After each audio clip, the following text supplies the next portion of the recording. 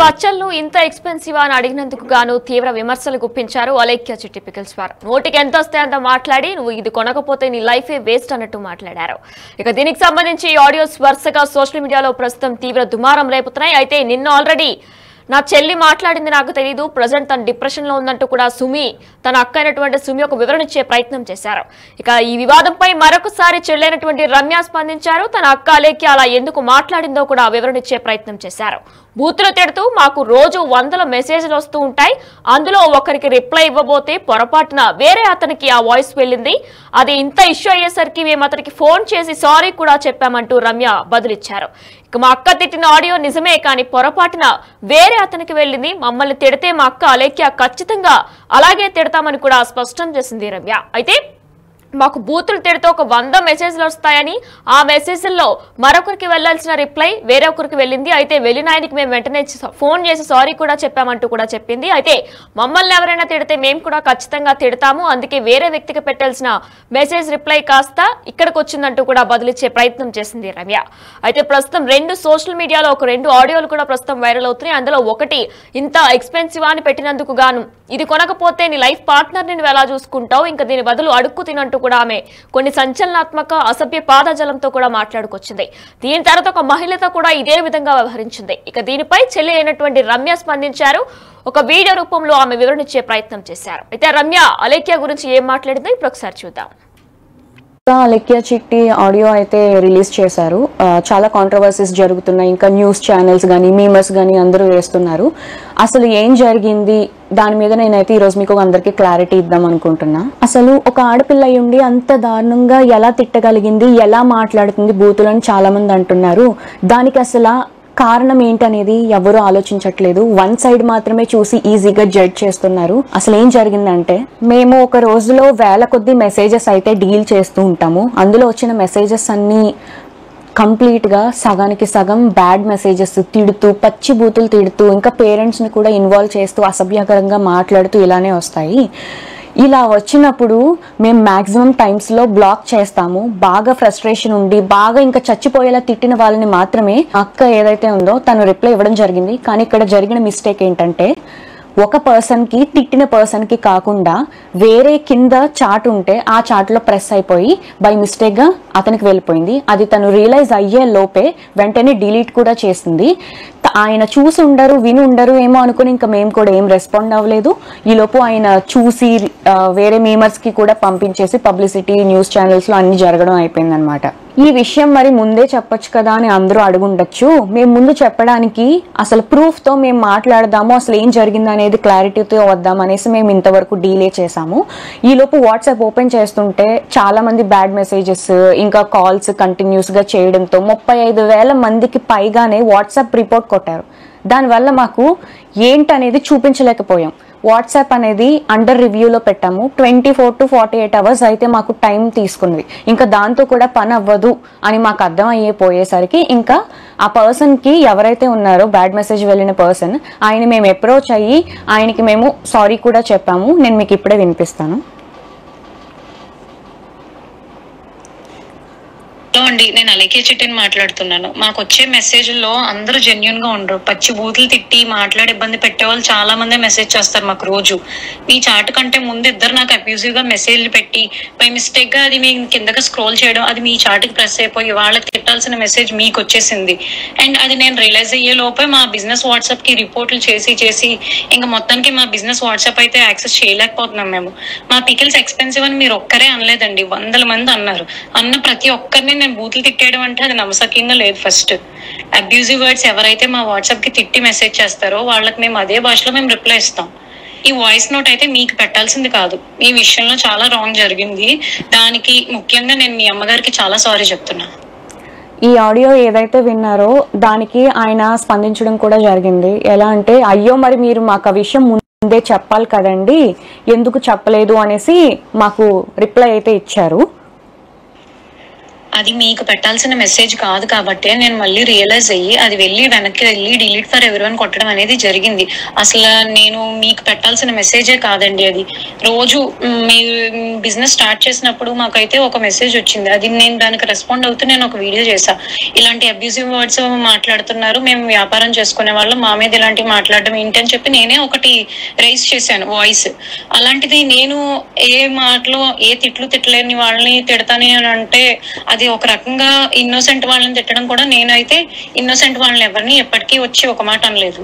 Expensive అనే మాటలు అయితే ప్రైజింగ్ ఎక్కువ ఉంది ఈ మాటకి ఎవరు అసలు కంప్లీట్ గా రెస్పాండ్ అవ్వరు. ఇదండి జరిగింది అయితే ఇది. సో ఒకరికి పెట్టబోయి తను తిట్టిన ఆడియో ఏదైతే ఉందో అది కంప్లీట్లీ నిజమే, కానీ ఒకరికి పెట్టబోయి ఆ మెసేజ్ అనేది వేరేగా బై మిస్టేక్ గా వెళ్ళిపోయింది. దానివల్ల ఈ పబ్లిసిటీ అంతా అయింది. ఒక ప్యూర్ ఇన్నోసెంట్ వాళ్ళని ఎవరైతే అసలు ఏం సంబంధం లేకుండా వాళ్ళకైతే ఒక మాట నింద అనేది పడవలసి వచ్చింది, కానీ అది కంప్లీట్లీ మీకైతే ఏం సంబంధం లేదమ్మా. మీకు అసలు ఆ మాట మీకు సంబంధమే లేదు, అది వేరే వాళ్ళకి వెళ్లాల్సింది కాస్త మీకు వచ్చేసింది. అంతకు మించి ఇందులో ఏం లేదు, కంప్లీట్ మిస్లీడ్ అయింది అంతే. మేము బిజినెస్ స్టార్ట్ చేసిన రోజు నుంచి ఫస్ట్ రోజు నుంచి ఇప్పటి వరకు ఈ 11 monthsలో అసలు ఎంత నెగిటివిటీ ఫేస్ చేసాము, ఎంత అబ్యూజివ్ వర్డ్స్ మేము ఎదుర్కొన్నాం అనేది, నెట్టుకొస్తున్నాం అనేది మాకు మాత్రమే తెలుసు. ఇప్పుడు నేను మీకు ఇలా చెప్తున్నాను కదండి, ఇప్పుడు మీరు చూసి ఒక యాంగిల్లో ఆలోచించవచ్చు. అలా చెప్తేనే తెలుస్తుంది. ఈరోజు ఏదైతే ఆడియో అయితే లీక్ అయ్యింది దాన్ని చూసి మీకు ఎలా తెలుసుకున్నారు. మేము అన్ని ప్రాబ్లమ్స్ మేమేం మీకు చెప్పలేమండి. బిజినెస్ అనేది ఏంటంటే తిట్లు వస్తాయి, పొగడ్తలు వస్తాయి, అన్నీ వస్తాయి, అన్నీ దాటుకునే వచ్చాము. అయితే ఇలా ఎవరైతే తిట్టారో స్టార్టింగ్లో మేము భయపడ్డాం కూడా, ఏంటి ఇలా తిడుతున్నారు, మీ మీద కంప్లైంట్ ఇస్తాము అన్నప్పుడు, మీరు కానీ మా మీద కంప్లైంట్ ఇస్తే మేము సూసైడ్ చేసుకొని మీ పేరు రాసేసుకొని చచ్చిపోతాము, ఇలా రివర్స్లో కూడా మా మీద తిరగబడిన వాళ్ళు కూడా ఉన్నారు. అండ్ ఇంకొంతమంది ఏంటంటే 24-26 ఏళ్ళు వయసు వాళ్ళే. సో వాళ్ళ లైఫ్ ఎందుకు స్పాయిల్ చేయడం, వాళ్ళ కెరియర్ ఉంటుంది సరే ఏదో ఒక మాట వల్ల తీసుకొని ఎందుకు కెరియర్ రిస్క్లో చేయడం అని మేము ఏం యాక్షన్ కూడా తీసుకోలేదు, బ్లాకే చేసాము. బాగా ఎవరైతే మా తల్లిదండ్రులని పేరెంట్స్ని బాగా ఇన్వాల్వ్ చేసి ఇష్టం వచ్చినట్టు తిట్టి ఇలా చేస్తేనే మేము ఫ్రస్ట్రేట్ అయ్యి ఏదో ఒక సిచ్యువేషన్లో కొంతమంది బ్లాక్ చేస్తారు, కొంతమంది రియాక్ట్ అవ్వరు, కొంతమంది చాలా దారుణంగా వాళ్ళు కూడా అదే రీతిలో తిడతారు. మేము అక్క కూడా అలాగే తిట్టడం జరిగింది. ఈ ఆడియో వినగానే కొంచెం కూడా అసలు ఏంటనేది తెలుసుకోకుండా వెంటనే అందరూ 35,000కి పైగానే మంది వచ్చేసి ఇష్టం వచ్చినట్టు బ్యాడ్ మెసేజెస్ తిడుతూ, ఇంకా మా పేరెంట్స్ని ఎవరినో తిట్టావు, మీ పేరెంట్స్ కూడా అది ఇదని ఇష్టం వచ్చినట్టు చాలా తిట్టారండి. మాకు ఏమన్నా అయ్యింది అంటే మాకు ఎవరు చెప్పుకోవడానికి మాకు ఎవరు లేరు. ఇలా వచ్చి మేము మాట్లాడాలి తప్ప, మీకైనా సరే అన్న చెల్లి తమ్ముడు ఉన్నారు, మేము ఓన్లీ గర్ల్స్ అండి. ఒక ఆడవాళ్ళమే ఇంత ఫస్ట్ నుంచి ఇప్పటి వరకు నెట్టుకుంటూ వస్తున్నాము. ఎంత బ్యాడ్ అయినా సరే, ఎంత బ్యాడ్ మెసేజెస్ అయినా సరే. ఎగ్జాంపుల్ గా నేను మీకు ఒకటి చెప్తాను. మా నాన్నగారు చనిపోయిన రోజే ఒక అబ్బాయి కూడా కాదు, ఒక అమ్మాయే మాకు ఇష్టం వచ్చినట్టు పచ్చిబూతులుగా బ్యాడ్ మెసేజ్ పెట్టింది. మేము స్టేటస్ పెట్టాము, మా నాన్నగారు చనిపోయారు, అసలు బిజినెస్ అనేది 2 days హోల్డ్లో పెడుతున్నామండి, అర్థం చేసుకోండి ఈ సీరియస్ టైంలో అని మేము చెప్పాము. చెప్తే ఆమె ఇచ్చిన రిప్లై మీరు చూడండి, నీకు ఇలాగే కావాల్సింది అని ఇంకా పచ్చిబూతులు తిట్టింది. నా నోట్తో నేను చదవలేను, స్క్రీన్లో డిస్ప్లే చేస్తాను, మీరే ఒకసారి చదివి మా సైడ్ ఏంటనేది ఒకసారి ఆలోచించండి. అసలు ఈ బిజినెస్ ఎలా స్టార్ట్ చేసింది ఎవరికి ఏమీ తెలీదు. రమ్య అంటే నేను అనేది లేకపోతే అలెక్య చిట్టి పికిల్స్ అనేది ఈ రోజు లేదు. నాకు ఒక ఐడియా వచ్చి నేను మా నాన్నగారి దగ్గరికి వెళ్ళి, నాన్న ఇలా బిజినెస్ పెడదాం నాన్న, మా ఓన్గా మేము ఏదో ఒకటి చేయాలనుకుంటున్నాము, మీరు హెల్ప్ చేయండి అని నేను అడగడం జరిగింది. మా నాన్నగారు హెల్ప్ చేశారు, ఇక్కడ వరకు నెట్టుకుంటూ వచ్చాము. తెలియని విషయం ఏంటంటే స్టార్టింగ్లో ఎవరెవరో అసలు ఊరికే తిట్టేసేవాళ్ళు, ఎందుకు తిడుతున్నారనేది మాకు భయపడిపోయి ఏడ్చేసేవాళ్ళం. మా నాన్న దగ్గర ధైర్యం చెప్పి, ఎందుకురా అలా చేయకూడదు, మీరు అడుగు వేసేసారు, ఫస్ట్ అడుగు వేశారు, ఇంకా వెనక అడుగు అయితే వేయకూడదు, మీరు తెగించి ఇంత వర్క్ అది చేసుకుంటున్నారు, కష్టపడి అంతా మీరే చేసుకుంటున్నారు, ఇలా జరగకూడదు నాన్న అది ఇది అనేసి చాలా ధైర్యం అయితే చెప్పారు. అలా చెప్పడానికి ఈరోజు ఏదైతే సర్క్యులేట్ అవుతుందో అలా చెప్పడానికి, ధైర్యం చెప్పడానికి నేనున్నాను అనే వాళ్ళు మాకైతే లేరు. మేమందరం ఆడవాళ్ళమే.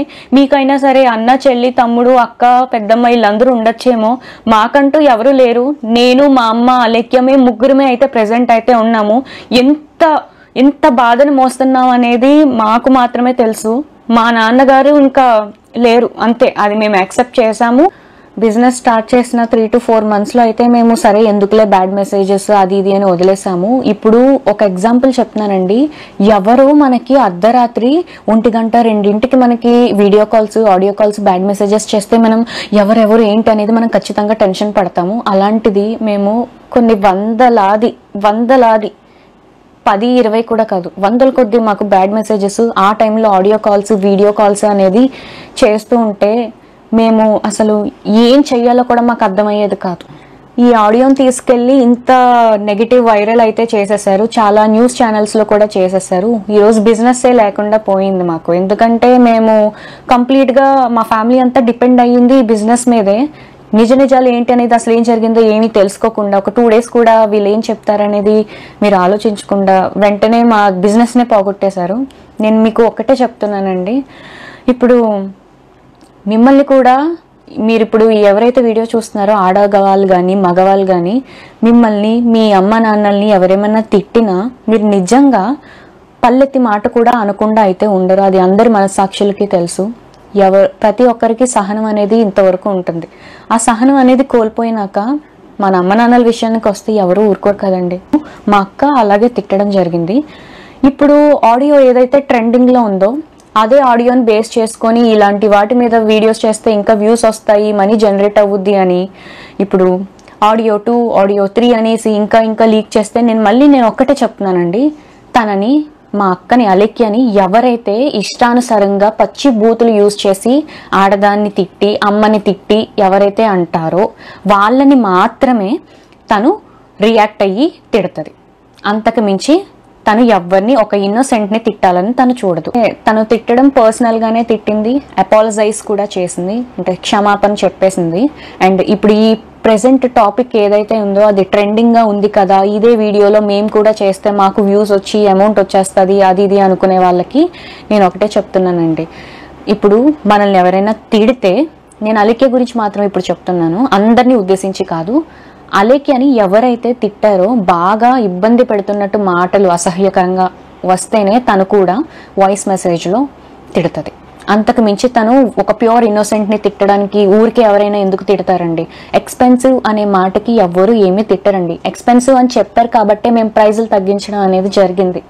నేను చాలా కామెంట్స్లో అయితే చూస్తున్నాను, కొంతమందికి ఏదైతే చూస్తారో అదో నిజం అనుకుని మాట్లాడతారు, అది సహజమే, నేను ఒప్పుకుంటాను. ఆడపిల్లలు కూడా ఆలోచించట్లేదు. కనీసం ఒక ఆడపిల్లలు కూడా చాలా వల్గర్గా కామెంట్స్ చేసి ఇప్పుడు ఏదైతే ఆడియో విన్నారో అంతకంటే డబల్ చేసి బూతులు అయితే మమ్మల్ని తిడుతున్నారు. మరి అది ఎంతవరకు న్యాయం అనేది తెలీదు. అది మీకు తెలియదు కాబట్టి ఇప్పుడు నేనైతే ఈ ఆడియో మీద ఒక క్లారిటీ అయితే ఇచ్చాను కదా. సో అంతే. ఈ విధంగా రమ్య మాట్లాడటం జరిగింది. అయితే ఇంత దుమారం రేపడానికి సోషల్ మీడియాలో వారి మీద నెటిజన్స్ ఇంత దుమ్ము రేపడానికి గల కారణాలు ఏంటి? అసలు వాళ్ళు కస్టమర్స్తో ఏ రీతిలో మాట్లాడారు? ఒక పురుషుడితో కాకుండా మహిళతో కూడా మాట్లాడడం జరిగింది. ఆ మహిళని కూడా నువ్వు 4 గంటలకు వెళ్ళి పాచి పనులు చేసుకో అంటూ చెప్పడం జరిగింది. అయితే ఇంతలా సోషల్ మీడియాలో నెటిజన్స్ అందరూ కూడా ఫైర్ అవడానికి ఇప్పుడు రమ్య అనే వాళ్ళ సిస్టర్ కూడా బదిలివ్వడానికి కారణాలు ఏంటి? వాళ్ళు అసలు ఏం మాట్లాడారు? అయితే రమ్య బదిలివ్వడం జరిగింది. ఇదంతా కూడా ఒకరికి ఇవ్వాల్సిన రిప్లై మరొకరికి ఇచ్చానడం కూడా చెప్పడం జరిగింది. అయితే ఒక మహిళతో కూడా సేమ్ ఇదే విధంగా అలేఖ్య చిట్టి పికిల్స్ వారు స్పందించారు. వారితో కూడా 4 ఇళ్లను పాచి పనులు చేసుకో అప్పుడు పచ్చడి కొనగలవంటూ కూడా చెప్పడం జరిగింది. అయితే ఆ 2 ఆడియోస్ ఇప్పుడు ఒకసారి మనం బిగ్ టీవీ లైవ్ లో విందాం. అలేఖ్య చిట్టి పికిల్స్ మీకు తెలుసు, మన ఫాలోవర్ ఒక్కడు వాళ్ళకి పికిల్స్ కొందామని మెసేజ్ చేసిండు హాయ్ అని. వాళ్ళు వాళ్ళ పికిల్స్ ప్రైజెస్ ని మెన్షన్ చేసి మనోడికి రిప్లై ఇచ్చిండు.